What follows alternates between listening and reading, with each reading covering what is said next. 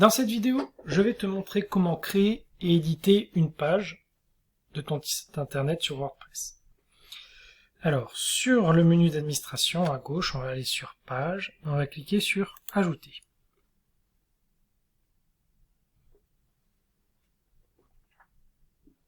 Ça m'ouvre la fenêtre de création de page avec WordPress, et je vais pouvoir saisir le titre de la page. On va créer une page, par exemple, service.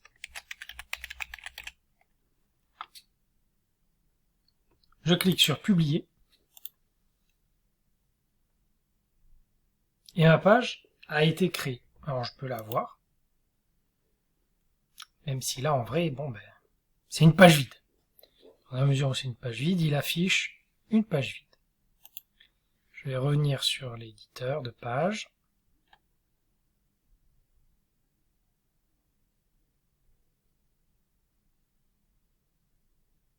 Et avant de venir écrire du texte ou d'ajouter une petite image, je vais te montrer 2-3 éléments qui sont importants. Sur la partie de droite, on a des éléments, un menu, et dans les éléments du menu, ici, le permalien, ça c'est quelque chose d'important, c'est le lien qui va être utilisé pour accéder à cette page-là. Ici, en l'occurrence, mon premier site WordPress, .themecloud.dev/service. Mais je pourrais très bien imaginer que, même si la page s'appelle service, de pouvoir utiliser un autre URL pour y accéder. Par exemple, mes-service. Je mets à jour. Et pour pouvoir accéder à cette page en tapant l'URL dans la barre là-haut, il faudrait écrire https mon premier site wordpress.themecloud.dev/mes-service plutôt que service. Ça, c'est le permalien. C'est quelque chose d'important parce que parfois, on a un titre qui est très à rallonge, tout l'inverse. On a un titre qui est très à rallonge, et le permalien, on veut qu'il soit plus court. Un autre élément qui peut être important, c'est l'image mise en avant. Très souvent, l'image qui est mise en avant est utilisée par Google dans le moteur de recherche. Quand Google fait ressortir un site, il peut mettre une image, et l'image qu'il va utiliser, c'est l'image qui est mise ici, dans l'image mise en avant. Le dernier élément qui est important, c'est la partie commentaires, qui nous permet d'autoriser ou non des commentaires sur la page. La plupart du temps, c'est pas le cas, mais par exemple, pour des articles de blog, ça peut être intéressant de pouvoir laisser, d'autoriser les gens à laisser des commentaires. Voilà, on a terminé avec le petit menu à droite, et puis on va venir commencer à rajouter ici, dans l'espace du milieu, des éléments de type texte ou image. De base, quand on crée une page avec WordPress, on utilise un éditeur de page qui est fourni avec WordPress, qui s'appelle Gutenberg, qui de mon point de vue est pas très intéressant parce qu'il est très limitatif, mais pour le moment, puisqu'on est sur de l'introduction à Internet, de l'introduction à WordPress, on va utiliser Gutenberg. Alors Gutenberg, ça fonctionne avec ces histoires de blocs, et donc tout fonctionne avec des blocs. À chaque fois qu'on appuie sur le plus, ici on va pouvoir ajouter un bloc, et en haut à gauche, quand on va cliquer sur le plus, on va voir les différents blocs qu'on va pouvoir ajouter. Alors par exemple, je veux rajouter du texte, je vais cliquer sur le plus, et je vais cliquer sur paragraphe. Et ça va me permettre de rajouter du texte.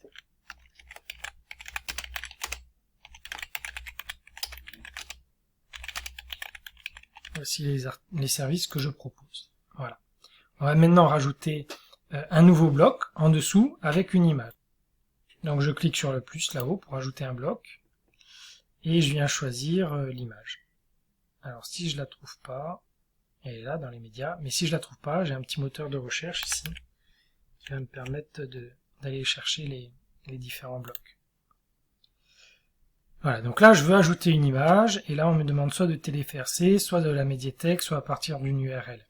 Téléverser, c'est uploader, c'est télécharger, je vais aller chercher sur mon ordinateur une image.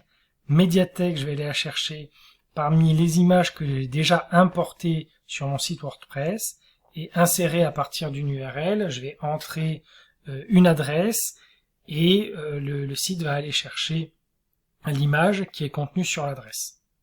Donc dans un premier temps, moi je vais télécharger une image que j'ai sur mon ordinateur, donc je clique ici sur téléverser. Je me retrouve avec le navigateur de Windows et je vais venir choisir l'image que je veux insérer.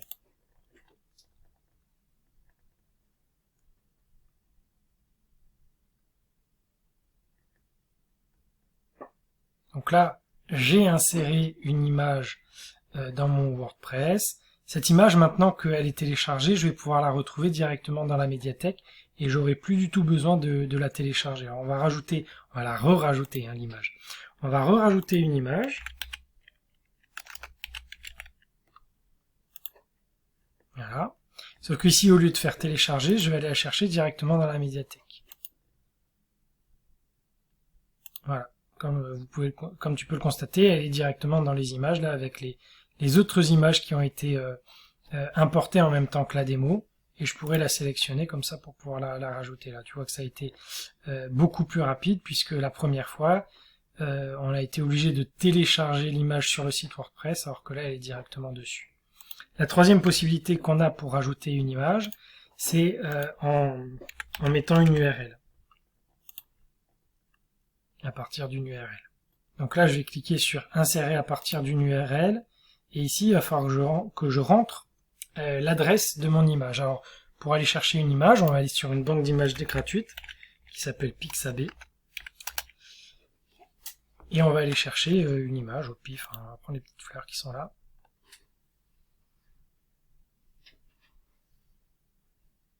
Je vais faire un clic droit.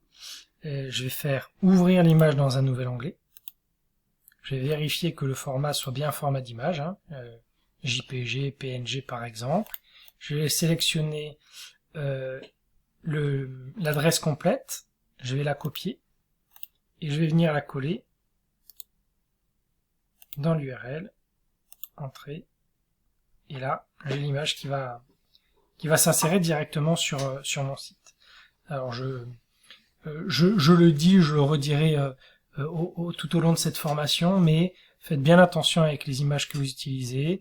Sur le principe, toutes les images qu'on trouve sur Internet sont protégées, donc allez bien chercher vos images sur des banques d'images gratuites ou utilisez des photos ou des images que vous avez créées vous. Je mets à jour ma page et je vais aller à la prévisualiser.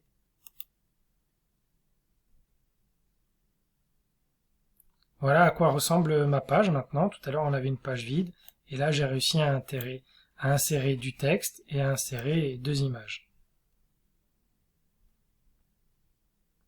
On pourrait aussi rajouter d'autres éléments, comme des titres, des listes, images. Donc ça on l'a fait.